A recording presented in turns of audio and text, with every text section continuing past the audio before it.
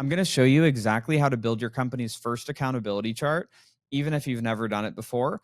And if you stay tuned till the end of this video, I'm also going to peel back the curtain and show you an accountability chart that I built with my team at Scale with Pros for a client that we're working with, and how we actually built their accountability chart for what they need to go from 2.8 million a year to 5 million a year company. So let's go ahead and dive in. All right, let's let the fun begin here.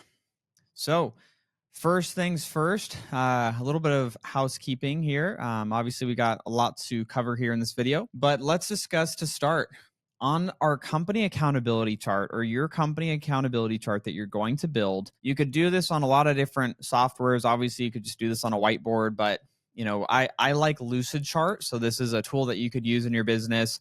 There's also Miro is another one. Doesn't really matter where you're building this out at. It's just that you have the ability to build it and keep it updated. So let's start off with the basics, because yes, there's a lot going on over here that we're going to be getting into, but let's talk about the basics of your accountability chart.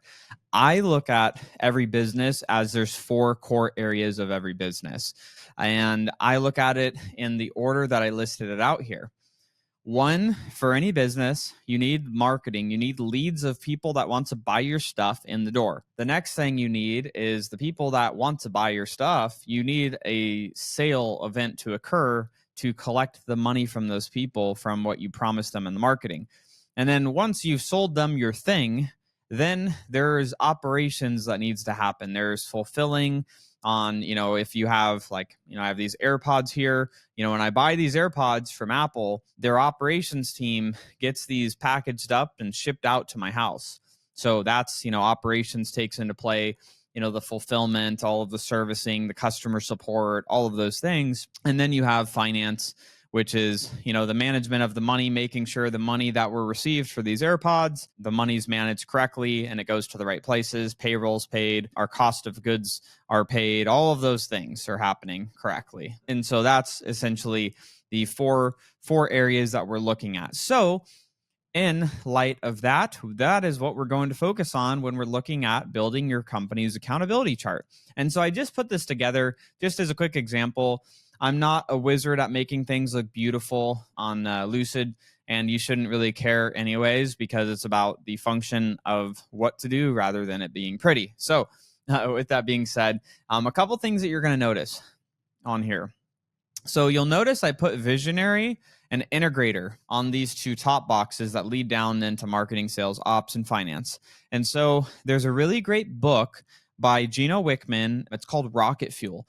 And it talks about in this book the 2 key roles to massive success in any company. And that is the role of the visionary, which I just put some bullet points. The visionary is that person that comes up with the big ideas, has 20 ideas a day, big problem solver, really great at getting these big new strategic relationships built. They're typically really great at sales and marketing. A lot of times that's the case. Not always. I'm just giving some generalities here.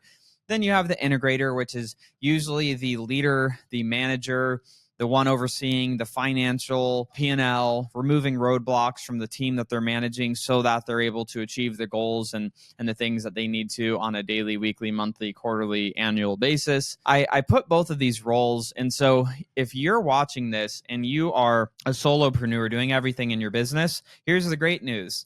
All you need to do is put your name at the bottom of visionary and at the bottom of integrator, because you're both. You're doing everything yourself.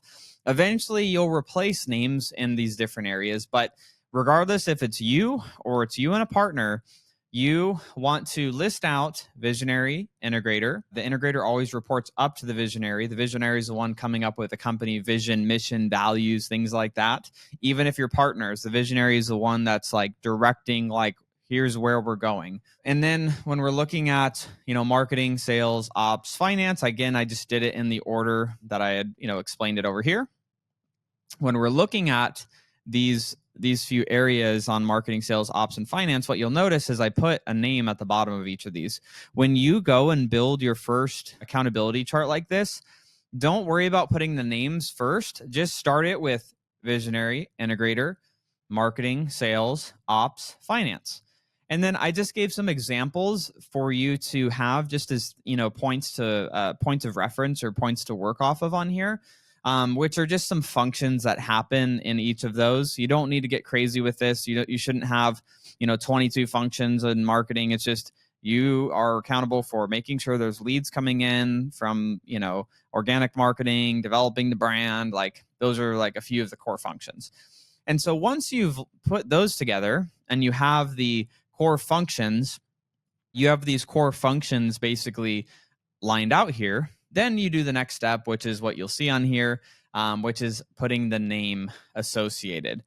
And one of the things you'll see is I did put cleaner on here because the business that I'm going to show you later in this video is actually a cleaning company that my company Scale with Pros is actually helping consult and implement this type of stuff directly and install it directly into their business. So I figured why not start at the foundation and then take you fast forward what a multi-million-dollar company actually looks like, because it's what we're currently working on. And so that's what we're going to be looking at this through the lens of, but it doesn't matter whether you have another home service business, whether you have an online agency, doesn't matter if you have, honestly, a product base. Like, it doesn't matter what type of business it is. This is relevant for any business. When we're looking at this, the other thing that you're going to notice is you'll see the same name in a few areas multiple times, right? Like we have Bob, Bob, Bob. We have James, James, James. And so this is how every accountability chart will look like when you're small. When your business is small, you don't have a whole freaking department of people. There's someone still doing the role. And so this is helping create accountability of who owns it.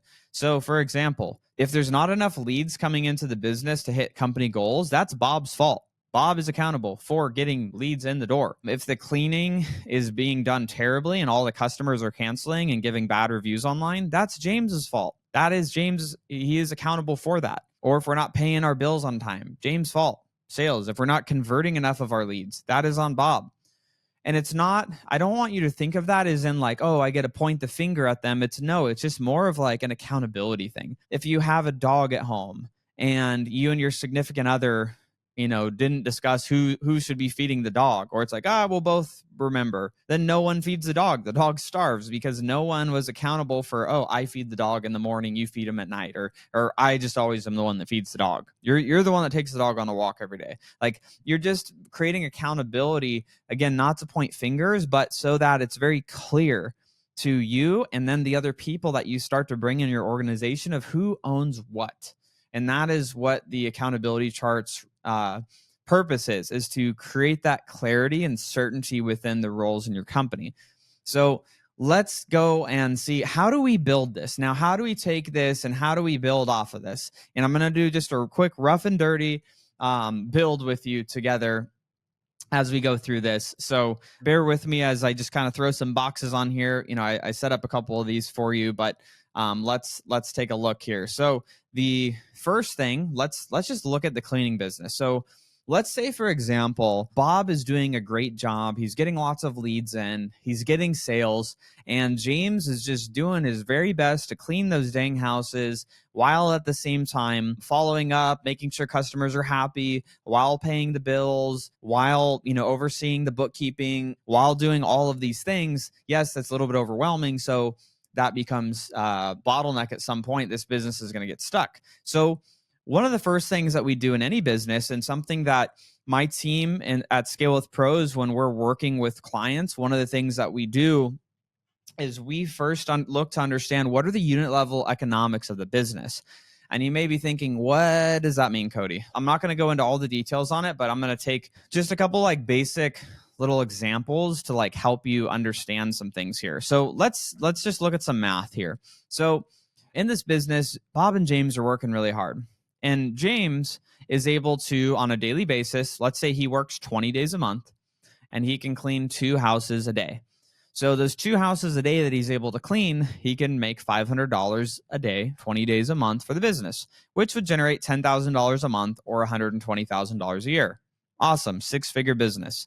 Well, James and Bob, realize, well, this isn't going to work. James is tired of cleaning houses all the time, and Bob wants to make more money, or they both want to make more money. So how do we do that? Well, hey, Bob, do we have enough leads and sales to make sense of being able to clean more houses? Bob says, dude, like we're turning away business. We're getting so many positive reviews and so many testimonials that we can't even keep up with the demand. Okay, so we can go service more houses on a daily basis. Yes, absolutely. Okay, so that would tell me the constraint of the business is this: we need to be able to clean more houses. But James is only one person. So what are we going to do? We're going to build on our operations team, our fulfillment team, our cleaners. So we are going to bring a cleaner in. And so we are going to get that cleaner in the door so that this cleaner can now take over what James was doing, which is cleaning 2 houses a day. This cleaner is now able to do those 2 houses. So James now relinquishes this from his responsibility. Boom. One less thing for James to do.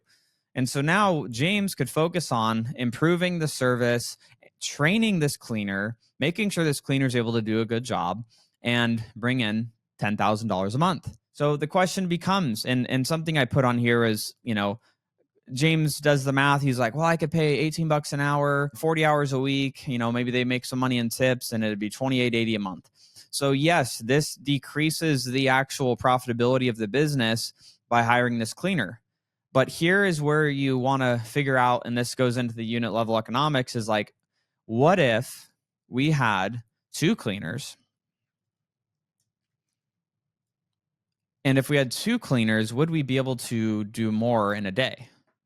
So instead of this 2 house a day nonsense where we could get 10 grand a month from one person cleaning, would we be able to do more? Well, I already did the math down here for you. So the answer, spoiler alert, yes, of course you could do more. So we identify in this cleaning business that 2 cleaners can clean 3 houses a day and create $750 a day, an average of $250 a clean. And if they do that 20 days a month, which are the typical amount of working days in a month, not including working weekends, obviously, they would be able to generate $15,000 a month. So we can then start to look at how are we going to continue to scale up this business? Well, if now the constraint is, okay, hey, Bob, we now are doing 3 houses a day.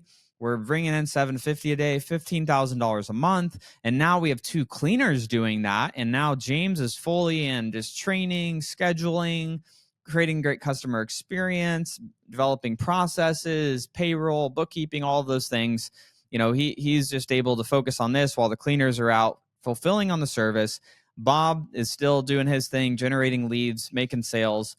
The next thing would be, okay, we want to do more. So we go back to Bob and we say, Bob, can we go and do another 3 houses a day? And the answer might be no, it might be yes. And so for this example, I'm not going to go into building it out even further, but you can start to begin to see even more how you can start putting this together, because we see, okay, well, we could have 2 cleaners and maybe Bob or James is able to manage those 2 cleaners, and maybe he could manage up to 4 cleaners. We can look at, okay, like we can grow a business that's doing, in this particular one with our unit level economics, we know that 2 cleaners can clean 3 houses a day, $750 a day, $15,000 a month.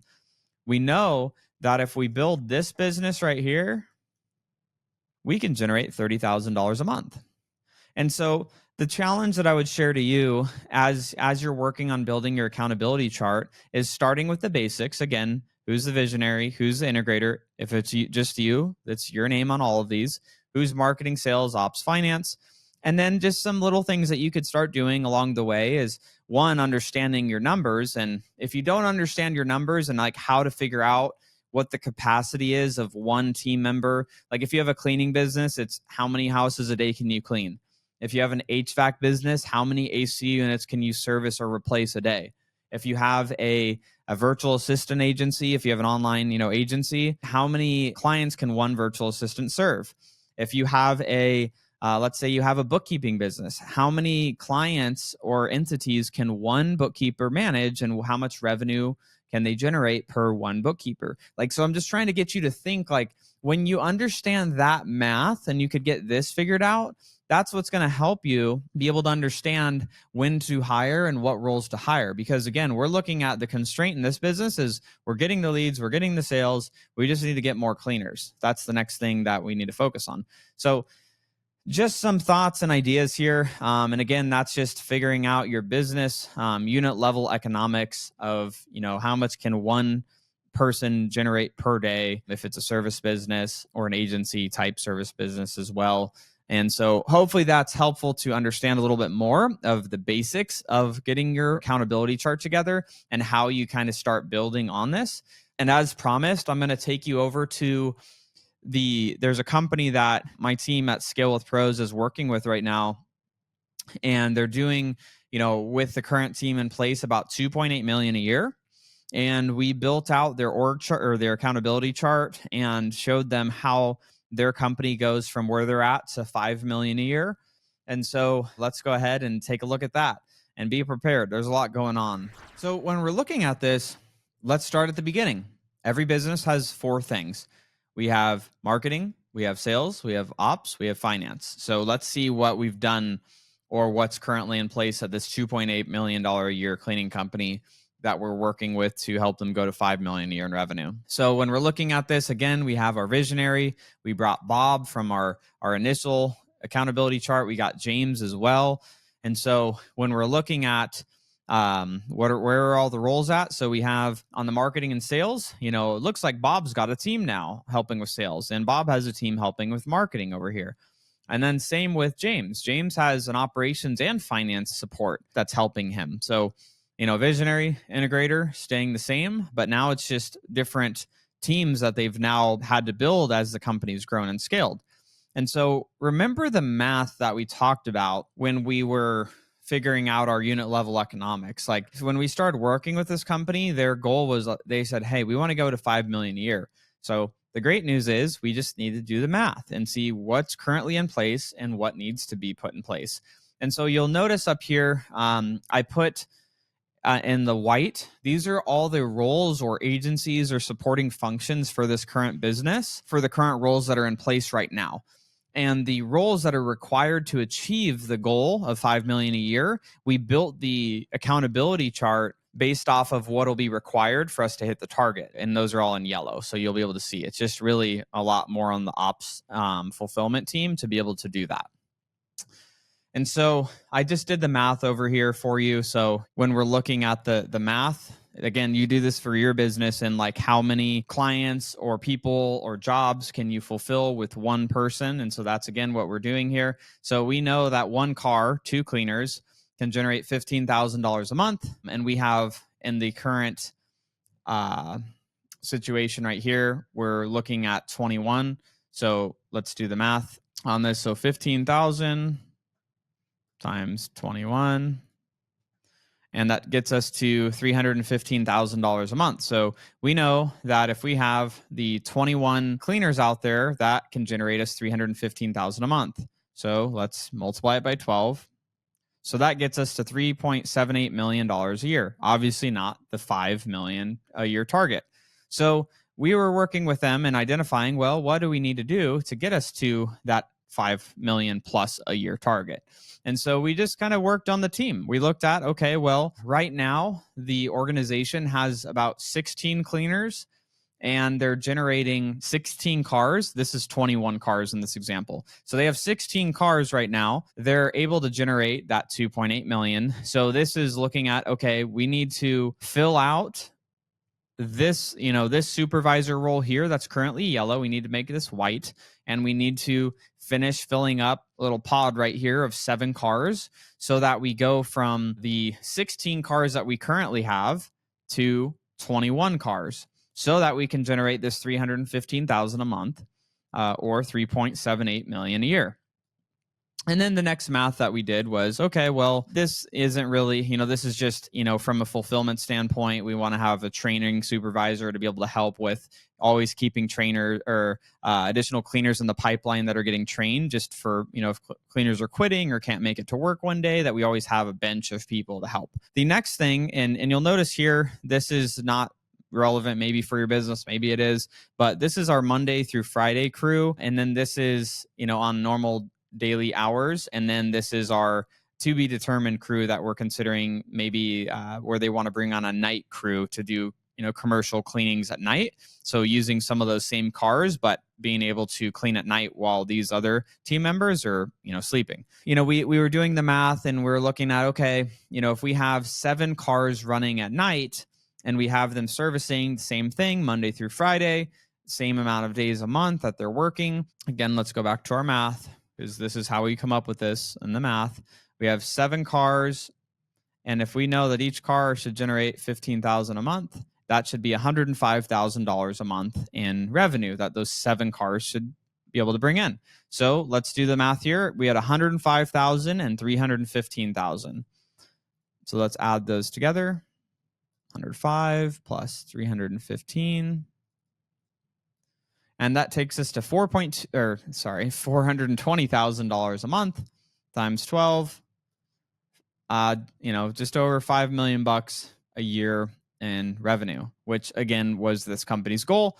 And so I'm hoping that you're beginning to see how you can really, when you know the numbers of the business, you're able to then forecast out what the team is going to look like. So then you just fill in the roles as the company grows, because you already know what it looks like. We know what a $5 million a year company looks like for these guys because we built it. It's right here. This is what $5 million a year is required to do at this company.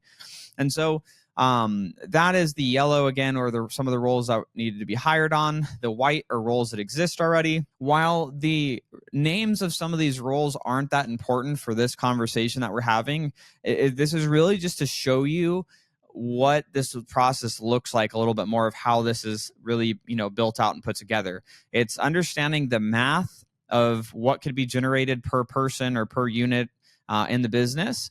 And then understanding, well, how many people does that mean we need? And what types of roles do we need? And let's go over to Bob for a second, and let's go check out what Bob's got going on. So Bob, again, is over marketing and sales. For this $5 million a year business, we identified we have plenty of bandwidth with the current team, so we can keep growing. It's on we don't need to keep growing the sales side. So Bob has now, customer support and sales team, and I just took names off of some of these roles, but we do outsource the hiring at this particular company to start virtual, to bring in the virtual assistant talent. So we have a virtual assistant manager here that then oversees 3 different virtual assistant, customer sales and support associates that are just focusing on booking new cleanings every day. And literally every day, where 2 of them are focused during the weekdays, and then 1 has a little overlap on weekdays and weekend. Bob also has a bit of a marketing team here. You'll notice Bob is still the marketing specialist and executing some of the marketing tasks. Yes, even at $5 million a year, Bob is still doing that. It's really, it's in his unique ability to do it, but that's something that Bob is still holding on to. But Bob does have a media buyer. He does have a web developer helping with some of the technical things for marketing. And then he has, a fractional copywriter that's helping just write, emails and marketing materials and things like that. So Bob's got this team now helping him. And then when we look at, James, our integrator here, ops finance, he outsources all of the finance to a fractional company that does the bookkeeping, does the payroll, does the closing of the books, paying the bills, all of those things. And I actually forgot to update this. Outsourced to, this is actually outsourced to our company. Shameless plug at Scale with Pros, our elite members. That's something that we do for those folks. And then he also has a customer experience specialist, which, yes, this team does some customer support, but it's really their focus is selling and having, occasionally they'll have to deal with some customer gobbles when they're talking to them. But otherwise, we do have one individual that is focused on just creating a great customer experience and resolving customer problems. And that usually comes in the form of this, a lot of the cleaners over here. That this person will, field those conversations. And then we have the ops manager or coordinator that's in place right here that reports up to James as the integrator. And this is the person that was doing a lot of the things that James was doing early on in the business. So if we go back over and revisit, as far as doing the scheduling, help making sure that the fulfillment of the product and service is good, training the cleaners, training the supervisors, training the team, and, clocking people in, clocking them out, approving hours, all of that stuff James was doing at this stage, now in this bigger business has this role that's able to help do those things. So now this individual is able to just report to James, and James can lead this person at this stage. So that, in a nutshell, is just a quick peek into what this is a 2.8 million a year business that we are working with and showing them the path to how they can go to 5 million a year. Obviously, there's a lot of back end things that have to be done to do this. It's not just boxes and charts and arrows on a screen, but this is just giving you a visual of what it looks like at the beginning, and then what it starts to look like as it grows. And you'll also realize that I am not a great artist and that great at making things look super pretty, but I just get them to where it's minimum viable done and functional is my goal at all times. So that is what that looks like. And so I would say this to you: if you are at a point in your business where you are trying to scale, you are trying to turn your business into that high profit, self-managing company that allows you to create the life that you're looking for, what I would recommend that you do is reach out to my team. My team at Scale with Pros, that's all we do all day long is we help businesses scale and go to that next level. And so you can actually go to the link in the description below, book a call with us. Let's talk about your business. Let's see where the gaps are, what you're trying to do, and how we can help you shorten that time from where you are to where you want to go. So with that being said, hope this helped, and we'll see you in the next video.